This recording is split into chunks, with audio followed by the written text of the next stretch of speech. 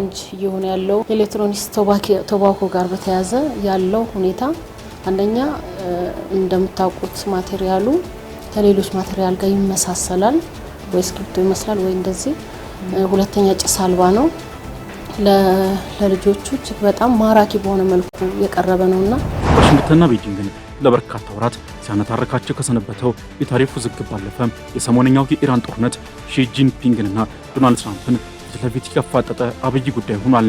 በብዙ ተንታኞች ዘንድም በጦርነቱ የመውጫ መንገድ ጠፍቷቸዋል ሲባሉ የነበሩት ዶናልድ ትራምፕም የቻይና ጉብኝታቸውን ምናልባት ለጦርነቱ የመጨረሻውን መፍትሄ ያመጣልኛል ብለው የዘየዱት ይመስላል።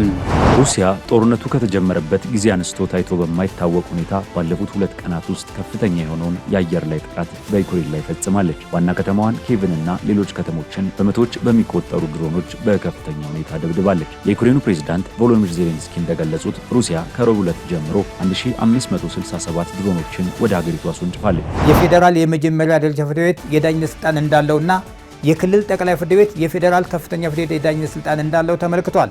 በዚህ መሰረት በተለያዩ ክልል ነዋሪዎች መካከል የሚነሳውን ክርክር የስረ ነገር ስልጣን እንደተጠበቀ ሆኖ የክልል ከፍተኛና ጠቅላይ ፍርድ ቤት በውክልና ስልጣናቸው ተቀብለው የሚያስተናግዱት ይሆናል።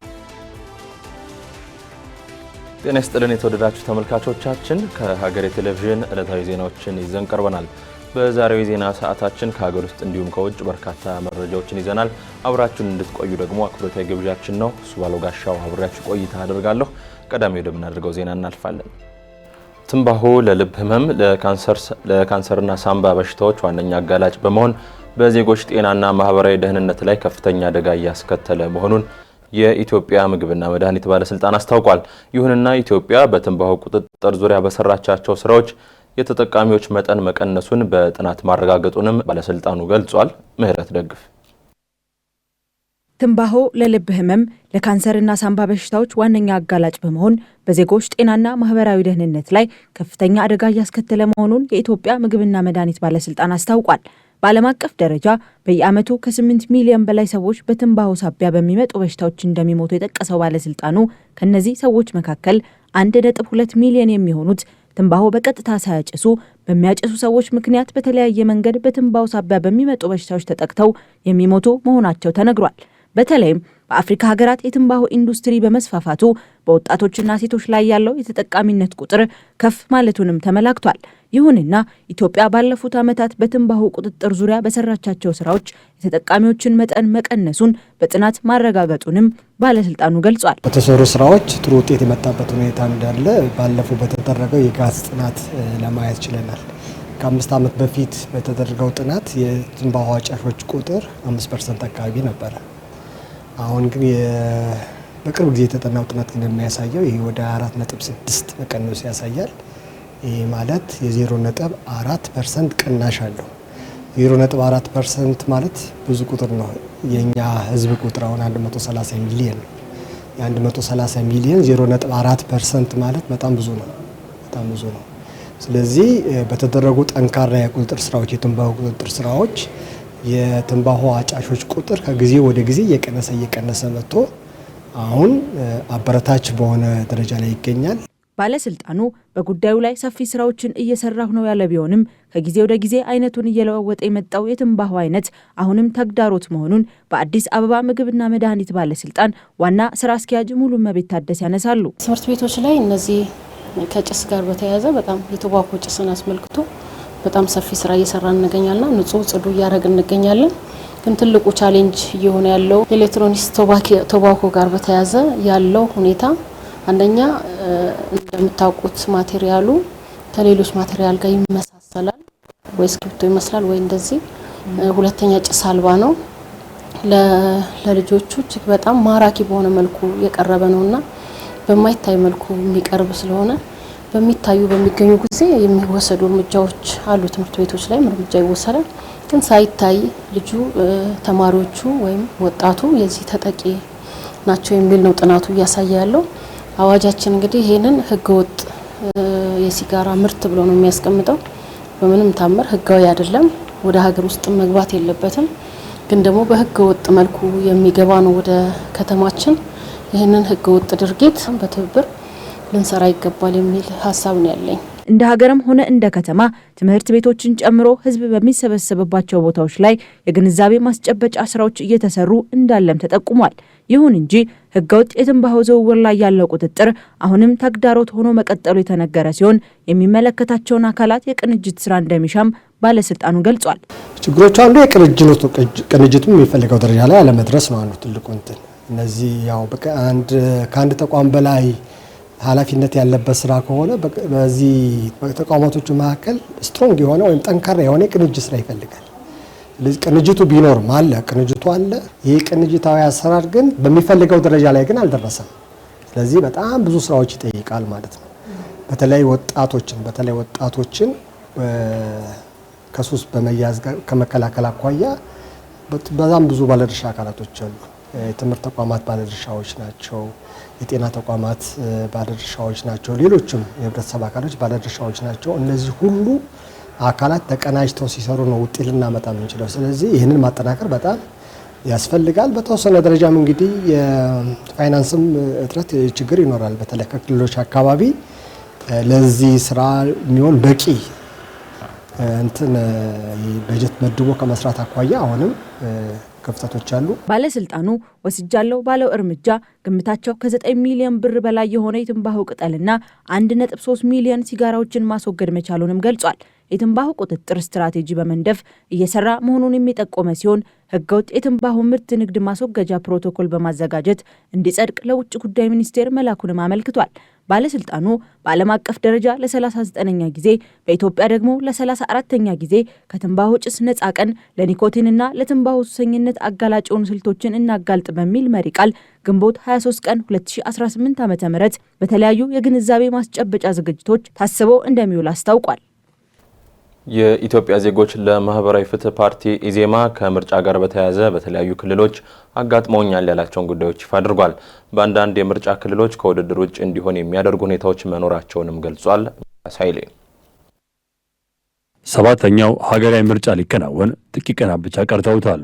የኢትዮጵያ ዜጎች ለማህበራዊ ፍትህ ኢዜማ በሐረሪ በደቡብ ምዕራብ ህዝቦች እንዲሁም በደቡብ ኢትዮጵያ ክልል እያደረገ ባለው የምርጫ እንቅስቃሴ ላይ እክል እንዳጋጠመው አስታውቋል። በተለይም በሐረሪ ክልል የህዝብ ተወካዮች ምክር ቤት እጩ የሆኑት ግለሰብ የሐረሪ ብሔር ተወላጅ አይደሉም በሚል በፍርድ ቤት መታገዳቸውን የኢዜማ መሪ እዮብ መሳፍንት አስታውቀዋል። በሐረሪ ክልል ጀጎል ልዩ ምርጫ ክልል ላይ ኢዜማን ጨምሮ የተለያዩ 6 ፓርቲዎች ይህ እግድ እንደደረሳቸው ፓርቲው አስታውቀዋል።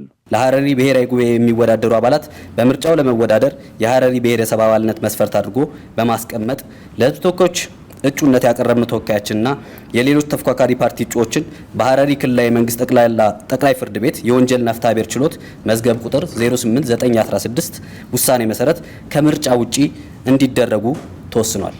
ምርጫ ቦርድም እጩ እንድንተካ በፍርድ ቤት ውሳኔ መሰረት ትዕዛዝ ሰጥቶናል። በየደረጃው ባሉ ፍርድ ቤቶች ቻሌንጅ የምናደርገው ነው የሚሆነው። ውሳኔውን ማሳገድ እንዳይፈጸም ማድረግ፣ ምርጫው እዛ አካባቢ ብቻ መራዘም ካለበትም ማስራዘም ድረስ ምርጫ እንዲራዘም እስከ ማድረግ ድረስ በዛች በጀጎል ቁጥር 1 ወይም በጀጎል ልዩ ምርጫ ክልል ማለት ነው። ኢዜማ በርካታ ተፎካካሪዎች ከሚያንቀሳቀስባቸው ክልሎች ደቡብ ምዕራብ ህዝቦች ክልልና በደቡብ ኢትዮጵያ ክልሎች ዋነኞቹ ናቸው። በእነዚህ 2 ክልሎች ላይ የተለያዩ ችግሮች እንደገጠሙት የኢዜማ ዋና ጸሐፊ ዋሲሁን ተስፋዬ አስታውቀዋል። የታሰሩ አባላት እንደተፈቱ ያስታወቁት ጸሐፊው የመንግስት ስራ ላይ ያሉ የኢዜማ አባላት ከደሞዝ እንዲሁም የቅስቀሳ ፍቃድን የታገዱ አባላት እንዳሉም አስታውቀዋል። በነገራችን ላይ ከዚህ ከምርጫ ዘመቻችን ጋር ተያይዞ በጣም በርካታ የሆኑ የህግ ጥሰቶች እየተፈጸሙ ነው። በተለይ በደቡብ ክልል በደቡብ ምዕራብ ኢትዮጵያ ክልል ላይ ከፍተኛ የሆኑ በደሎች እየደረሱ ነው። ከስሩም በተጨማሪ አባላቶቻችን በነጻነት ተንቀሳቅሰው ምርጫ ዘመቻ ማካሄድ አልቻሉ። የሚመርጣቸውን የህብረተሰብ ክፍል ማግኘት አልቻሉ። በተለይ ደቡብ ምዕራብ ኢትዮጵያ ላይ ከፋ ዞን፣ ቤጣጌሻ ምርጫ ወረዳ፣ ዋቻ ምርጫ ወረዳ፣ ደቡብ ኢትዮጵያ ላይ ኮሬ ዞን፣ አማሮ ምርጫ ወረዳ ላይ በከፍተኛ ሁኔታ፣ ደቡብ ምዕራብ ኢትዮጵያ ላይ እንደዚሁ ዳውሮ ዞን። ከእስር ጋር በተያያዘ ትላንትና መግለጫውን እያዘጋጀን የተወሰኑ እስረኞች ቅድም በመግለጫው ላይ እንደተጠቀሰው በብሔራዊ ምርጫ ቦርድ ከፍተኛ አመራሮች ጥረት ጭምር ታግዞ እንዲፈቱ ተደርገዋል። ፓርቲው ምርጫ የሚካሄድባቸው አካባቢዎች እጩዎቹን እንደሚያሳትፍ ገልጾ ምርጫ ቦርድ ለምርጫ አስቻይ ሁኔታ የለም ብሎ የሚያምንባቸው ቦታዎች ላይ ተወካይን እንደሚያቀርብ ገልጸዋል። ሰላም ባልሆኑና ምርጫ ቦርድ ምርጫ መደረግ ይቻላል የሚል ውሳኔ ካሳለፈ የፓርቲ ተወካዮች እንደሚኖሩ የኢዜማ ዋና ጸሐፊ ዋሲሁን ተስፌ ተገልጸዋል። አስቻይ ሁኔታ አለ፣ ምርጫውን ማድረግ ይቻላል የተባሉባቸው የትኞቹም ቦታዎች ላይ እጩዎቻችንን አቅርበናል። የአቅም ውስንነት እስካልገደበን ድረስ እጩዎቻችንን አቅርበናል፣ እንወዳደራለን።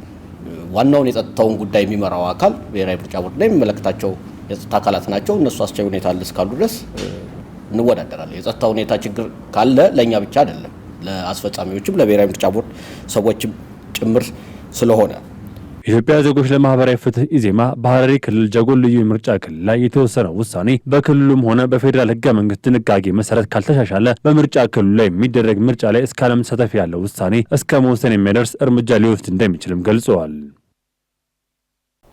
ፕሬዚዳንት ዶናልድ ትራምፕ እና ሺ ጂንፒንግ ኢራን የኒውክሌር ጦር መሳሪያ ባለቤት መሆን የለባትም በሚለው ጉዳይ ላይ መስማማታቸውን ዋይት ሃውስ አስታውቋል። ይሁንና እስካሁን በጉዳዩ ዙሪያ ከቻይና በኩል የተሰጠ መግለጫ የለም። ቻይና በኢራን ግጭት ላይ እጇን ለማስገባት የታይዋንን ጉዳይ የተመለከተ ማረጋገጫ ከአሜሪካ እንደምትፈልግ ዓለም አቀፍ ተንታኞች እያነሱ ነው። ሙሴ ከበደ ተጨማሪ አለው።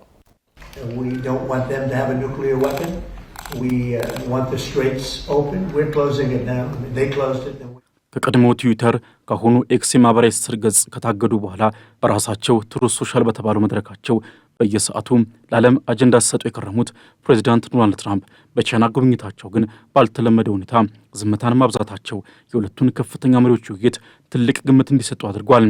ዋሽንግተንና ቤጂንግን ለበርካታ ወራት ሲያነታረካቸው ከሰነበተው የታሪፍ ውዝግብ ባለፈ የሰሞነኛው የኢራን ጦርነት ሺ ጂንፒንግንና ዶናልድ ትራምፕን ፊት ለፊት ያፋጠጠ አብይ ጉዳይ ሆኗል።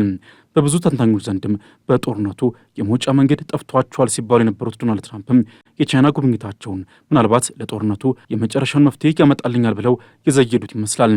ለዚህም ያለ ባህሪያቸው ለአፋቸው ለከት፣ ለቋንቋቸው ጥንቃቄ እንዲሁም ለትሩዝ ሶሻል ገጻቸው ትየባ ጣታቸውን መለስ ማድረግ ተስተውሎባቸዋል የሚሉ አስተያየት ሰጪዎችም ተበራክቷል።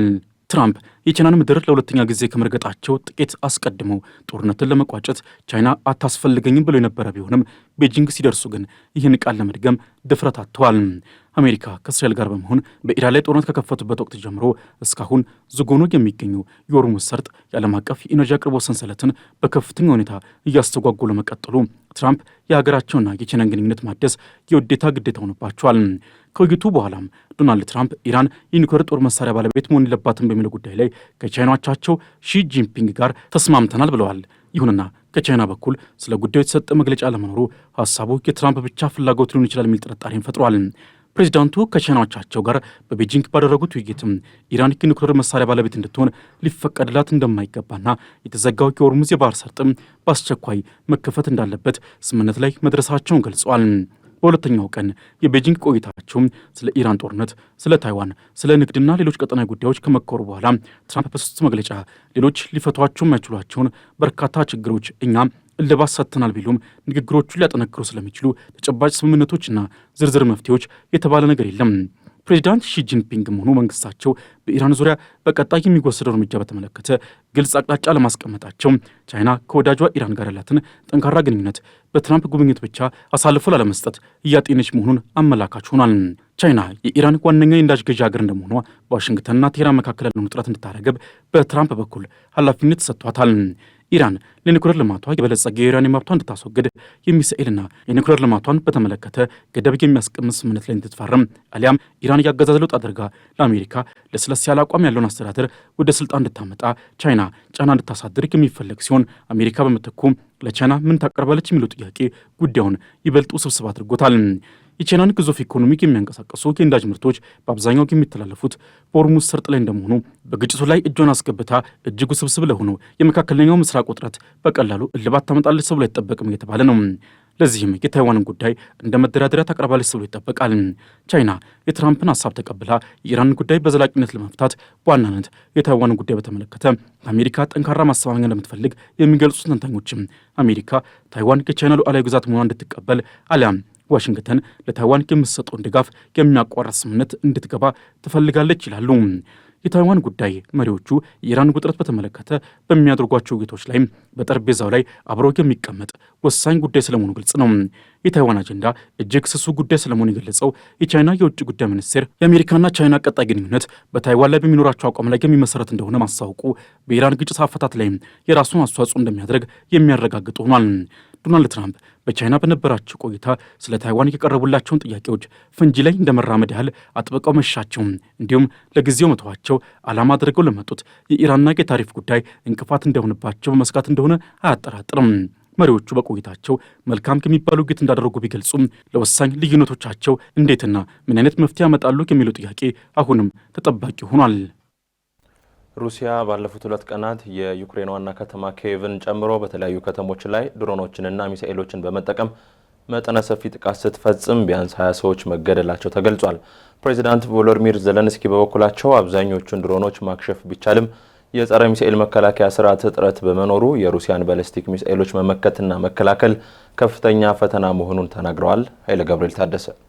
ሩሲያ ጦርነቱ ከተጀመረበት ጊዜ አንስቶ ታይቶ በማይታወቅ ሁኔታ ባለፉት 2 ቀናት ውስጥ ከፍተኛ የሆነውን የአየር ላይ ጥቃት በዩክሬን ላይ ፈጽማለች። ዋና ከተማዋን ኪየቭንና ሌሎች ከተሞችን በመቶዎች በሚቆጠሩ ድሮኖች በከፍተኛ ሁኔታ ደብድባለች። የዩክሬኑ ፕሬዝዳንት ቮሎዲሚር ዜሌንስኪ እንደገለጹት ሩሲያ ከረቡዕ ዕለት ጀምሮ 1567 ድሮኖችን ወደ ሀገሪቱ አስወንጭፋለች። የዩክሬን ባለስልጣናት እንዳረጋገጡት በዚህ መጠነ ሰፊ ጥቃት ባለፉት 2 ቀናት ውስጥ ብቻ ቢያንስ 20 ሰዎች ተገድለዋል። የሩሲያው ፕሬዝዳንት ቭላዲሚር ፑቲን ይህ የ4 ዓመት ጦርነት ወደ ማብቂያው እየተቃረበ ነው ብለው ነበር። ነገር ግን ሞስኮ በሌሊቱ ብቻ ከ670 በላይ ድሮኖችንና 56 ሚሳኤሎችን በመተኮሷ የዜሌንስኪ ምላሽ ከፑቲን ሐሳብ ጋር የሚስማማ አልነበረም። ዜሌንስኪ ይህንን ድርጊት ጦርነቱ እያበቃ ነው ብለው የሚያምኑ አካላት የሚፈጽሙት ተግባር እንዳልሆነ በመግለጽ ዓለም አቀፍ አጋሮች ስለ ጥቃቱ ዝምታን እንዳይመርጡና የዩክሬን የአየር ክልል ጥበቃ መደገፋቸውን እንዲቀጥሉ አሳስበዋል። በዚህ የሌሊት ጥቃት ኪየቭ ዋና ኢላማ የነበረች ሲሆን የዩክሬን አስቸኳይ ጊዜ አደጋ መከላከያ አገልግሎት 3 ሕፃናትን ጨምሮ ቢያንስ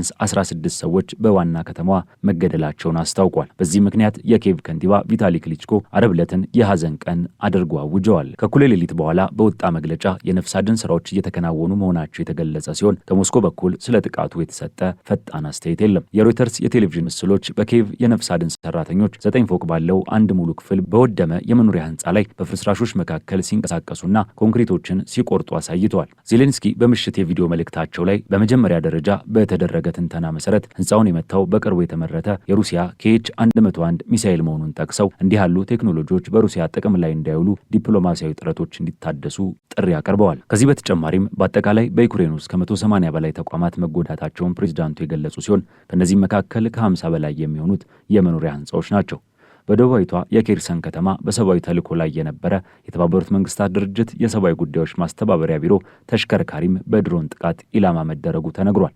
በዩክሬን ሁለተኛዋ ትልቋ ከተማ ካርኪቭ ደግሞ 3 ህጻናትን ጨምሮ 28 ሰዎች መቁሰላቸውንና የሲቪል መሰረተ ልማቶች ኢላማ መደረጋቸውን የክልሉ አስተዳዳሪ ኦሌህ ሲኖቮቭ አረጋግጠዋል። የሀገሪቱ ኢነርጂ ሚኒስቴር በ11 ክልሎች ውስጥ የኤሌክትሪክ አቅርቦት መቋረጡን የገለጸ ሲሆን ጥቃቶቹ በደቡባዊ ኦዴሳ ክልል የሚገኙ የወደብ መሰረተ ልማቶችንና የባቡር ሀዲዶችን ጭምር ኢላማ ማድረጋቸው ታውቋል። ይህ ጥቃት የተፈጸመው በአሜሪካ አሸማጋይነት የተደረሰው የ3 ቀናት ተኩስ አቁም ሰኞ ዕለት ማብቃቱን ተከትሎ ነው። በአጠቃላይ 47 ሰዎች የቆሰሉ ሲሆን የነፍስ አድን ሰራተኞች ቢያንስ ሌሎች 20 የጠፉ ሰዎችን በፍርስራሽ ውስጥ እየፈለጉ ይገኛሉ ተብሏል። ዜሌንስኪ በአስቸኳይ ከተጠራ ወታደራዊ ስብሰባ በኋላ 93 በመቶ የሚሆኑት ድሮኖችን መመከት መቻላቸውን ገልጸው ነገር ግን በሚሳኤሎች በኩል መመከት የተቻለው 73 በመቶውን ብቻ መሆኑን አምነዋል። ዋናው ፈተና የሩሲያ ባሊስቲክ ሚሳኤሎችን መከላከል መሆኑን የገለጹት ፕሬዝዳንቱ አሜሪካ ሰራሽ የሆኑ የፓትሪዮት ሚሳኤል መከላከያ ስርዓቶች አቅርቦት እጥረት መኖሩንም በድጋሚ አነስተዋል። የአውሮፓ ህብረት ኮሚሽን ፕሬዝዳንት ኡርሱላ ቮን ደር ሌን ሩሲያ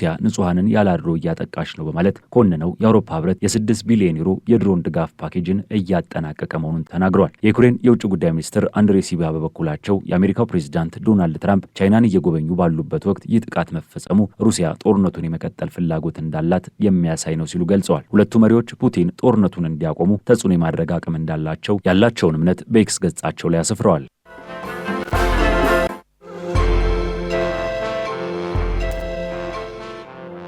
ሀገሬ ዜና እንደቀጠለ ነው። የተወደዳችሁ ተመልካቾቻችን፣ አሁን ደግሞ ወደ አጫጭር መረጃዎች እናልፋለን።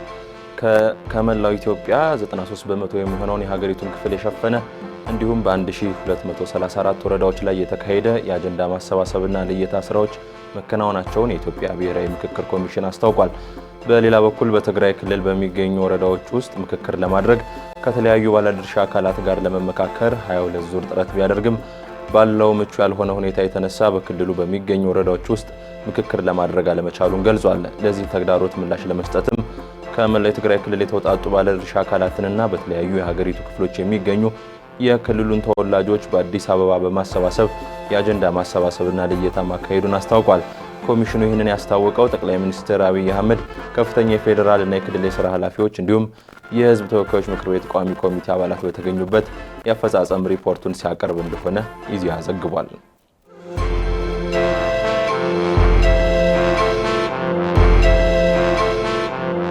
በመጪው ሰኔ ወር በሀገሪቱ ሰሜን ምዕራብና መካከለኛው ክፍሎች የተሻለ የዝናብ ስርጭትና የአፈር እርጥበት እንደሚኖር የኢትዮጵያ ሜትሮሎጂ ኢንስቲትዩት አስታውቋል። የሰኔ ወር ዝናብ አበረታች ቢሆንም በሐምሌና ነሐሴ ወራት በአንዳንድ አካባቢዎች በተለይም በምስራቅና በሰሜን ምስራቅ የሀገሪቱ ክፍሎች የዝናብ መቆራረጥና ተከታታይ ደረቅ ቀናት ሊከሰቱ እንደሚችሉም በኢንስቲትዩቱ ትንበያ ተገልጿል። ይህም በሚያዝያ ወር ተዘርተው በሐምሌና ነሐሴ ወራት ፍሬ በሚይዙ እንደ ማሽላና በቆሎ ላሉ የረጅም ጊዜ ሰብሎች ከፍተኛ ስጋት ሊሆን እንደሚችል ተገልጿል። በሀገሪቱ ደቡብ ምዕራብና ሰሜን ምዕራብ አካባቢዎች ደግሞ ከመጠን ያለፈ እርጥበት ሊኖር እንደሚችል የጠቆመው ኢንስቲትዩቱ ይህ ሁኔታ ለአረም መብዛትና ለሰብል በሽታዎች መከሰት ምክንያት ሊሆን እንደሚችል ጠቁሟል። በምስራቅ አማራና በሰሜን ሶማሊያ አካባቢዎች የእርጥበት እጥረት የመከሰት እድሉ ከፍተኛ በመሆኑ በሰብል ምርታማነት ላይ አሉታዊ ተጽዕኖ ሊያሳድር እንደሚችልም ተነግሯል።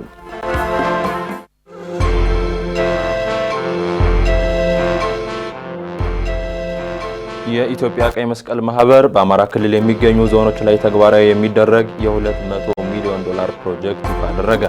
በክልሉ ባለው ግጭት ተጽዕኖ የደረሰባቸው ከ106,000 በላይ ሰዎች በፕሮጀክቱ በቀጥታ ተጠቃሚ እንደሚሆኑም ተነግሯል።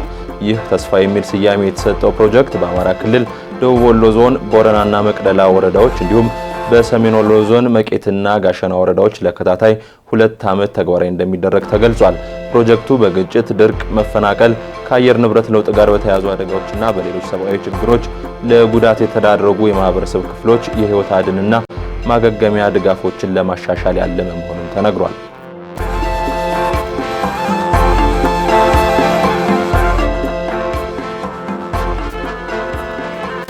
በዲሞክራቲክ ሪፐብሊክ ኮንጎ ምስራቃዊ ግዛት አዲስ የኢቦላ ወረርሽኝ መከሰቱን መቀመጫውን አዲስ አበባ ያደረገው የአፍሪካ የበሽታ መቆጣጠሪያና መከላከያ ማዕከል አፍሪካ ሲዲሲ አስታወቀ።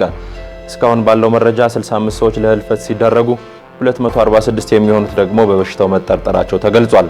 ወረርሽኙ በዋነኛነት የተከሰተው ሞንግዋሉና ራምፓራ በተባሉ የማዕድን ከተሞች ሲሆን ወደ ክልሉ መዲና የመዛመት ከፍተኛ ስጋት እንዳለ አስታውቋል። አፍሪካ ሲዲሲ ከኮንጎ፣ ኡጋንዳና ደቡብ ሱዳን የጤና ባለስልጣናት ጋር በመሆን ወረርሽኙን ለመግታት አስቸኳይ ስራዎች መጀመሩን አስታውቋል።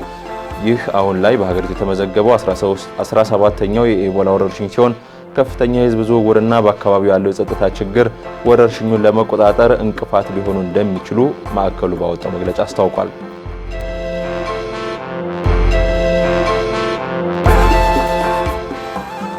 ጣሊያን ከ40 ዓመታት በኋላ ወደ ኒውክሌር ኤነርጂ ለመመለስ የሚያስችል የህግ ማዕቀፍ እስከ ክረምት ድረስ እንደምታጸድቅ ጠቅላይ ሚኒስትር ጆርጂያ ሜሎኒ ያስታወቁ።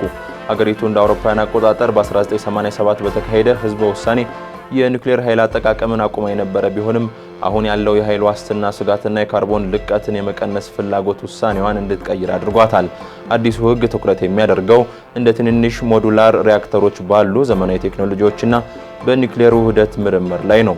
ጣሊያን በፈረንሳይ በሚመራው የአውሮፓውያን ኒውክሌር ህብረት ውስጥ በይፋ መሳተፏም ከውጭ ሀገራት የኃይል ጥገኝነት ለመላቀቅ ያላትን ቁርጠኝነት እንደሚያሳይ ተገልጿል።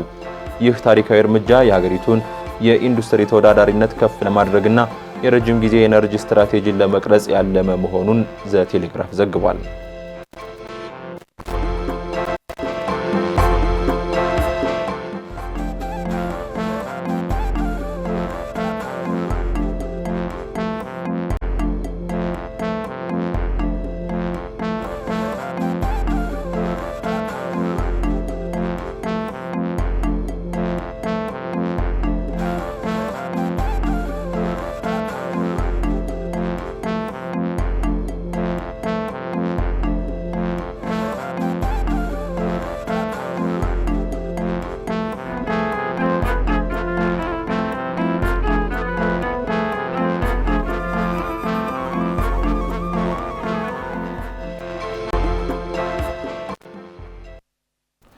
በፍርድ ቤት ክርክሮች ውስጥ በተለያዩ ክልሎች የሚኖሩ ነዋሪዎች የሚከራከሩባቸው ጊዜያት ያጋጥማሉ። በእነዚህ ጊዜያት ታዲያ የፌዴራሉ ፍርድ ቤት በውክልና እነዚህን ክርክሮች የማየት ስልጣን ይሰጠዋል።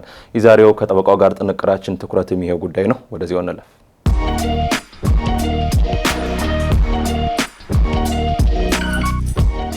በተለያዩ የክልል ነዋሪዎች መካከል ስለሚደረግ ክርክር ገነ ከመረጃ ላካፍላችሁ። ጤና ይስጥልኝ። ጠበቃ እንዳርጌ ካሴ ነኝ። የንግድ ግንኙነት የበለጠ እያደገ ሲሄድ በዛው ልክ አለመግባባት ሊፈጠር ስለሚችል በተለያዩ የክልል ነዋሪዎች መካከል የፍርድ ቤት ክርክር መኖሩ አይቀርም አለም። መደበኛ ነዋሪነታቸው በተለያዩ ክልሎች በክልልና በአዲስ አበባ ከተማ፣ በክልልና በድሬዳዋ ከተማ፣ በአዲስ አበባና በድሬዳዋ ከተማ ውስጥ በሆኑ ሰዎች መካከል የሚነሱ ጉዳዮች የፌዴራል ፍርድ ቤቶች ፍትሐ ብሔራዊ የዳኝነት ስልጣን ነው። በሕገ መንግስቱ እንደተመለከተው የክልል ከፍተኛ ፍርድ ቤት በክልሉ ከሚኖረው የዳኝነት ስልጣን በተጨማሪ የፌዴራል የመጀመሪያ ደረጃ ፍርድ ቤት የዳኝነት ስልጣን እንዳለውና የክልል ጠቅላይ ፍርድ ቤት የፌዴራል ከፍተኛ ፍርድ ቤት የዳኝነት ስልጣን እንዳለው ተመልክቷል። በዚህ መሰረት በተለያዩ ክልል ነዋሪዎች መካከል የሚነሳውን ክርክር የስረ ነገር ስልጣን እንደተጠበቀ ሆኖ የክልል ከፍተኛና ጠቅላይ ፍርድ ቤት በውክልና ስልጣናቸው ተቀብለው የሚያስተናግዱት ይሆናል። የተለያዩ የክልል ነዋሪዎች ክርክር በውክልና ለክልል ከፍተኛና ጠቅላይ ፍርድ ቤት ባይሰጥ ኖሮ በተለያዩ የክልል ነዋሪዎች መካከል የሚደረገው የፍትሐ ብሔር ክርክር ወደ ፌዴራል ፍርድ ቤቶች ስለሚመጣ ፈርጀ ብዙ ኪሳራ ያስከትል ነበር። ከዚህ ላይ አብሮ መነሳት ያለበት ጥያቄ በተለያዩ የክልል ነዋሪዎች መካከል የሚነሳውን ክርክር በውክልና ለምን ለፌዴራል ፍርድ ቤት መስጠት አስፈላጊ የሚለውን ስንመለከት በሁለት ወይም በሶስት ክልሎች ውስጥ በሚኖሩ ተከራካሪዎች መካከል የሚፈጠረውን አለመግባባት የፌዴራል ፍርድ ቤቶች ተቀብለው እንዲያከራክሩ የሚደረገው ፍርድ ቤቶቹ ገለልተኛ ሆነው ተብለው ከመጠበቃቸው የተነሳ ከአካባቢያዊ አድሎ ነፃ ሆነው ተከራካሪ ወገኖች በዳኝነት ስርዓቱ ላይ እምነት እንዲኖራቸው ማስቻል ነው። ከሳሽ ክሱን የክስ ምክንያት በሆነው የማይንቀሳቀስ መብት በሚገኝበት ቦታና ወይም ተከሳሽ በሚኖርበት ቦታ እንዲያቀርብ ቢደረግ የቋንቋ ችግር የሚኖሩ ጉዳይ አንድ ነገር ሆኖ ክሱን የሚቀበለው ፍርድ ቤት ለከሳሽ ባይታወር፣ ለተከሳሽ ደግሞ የተላመደ ስለሚሆን በፍርድ ቤቱ ላይ መተማመን ላይኖር ይችል ይሆናል። በአጠቃላይ ያለውት ክርክር ከሌላ ክልል ነዋሪ ጋር ከሆነ ጉዳዩ የሚቀርበው ተከሳሽ በሚኖሩበት አካባቢ ለሚገኘው ከፍተኛ ፍርድ ቤት ወይም ጠቅላይ ፍርድ ቤት መሆኑን መገንዘብና ማማከር ይጠይቃል። አመሰግናለሁ።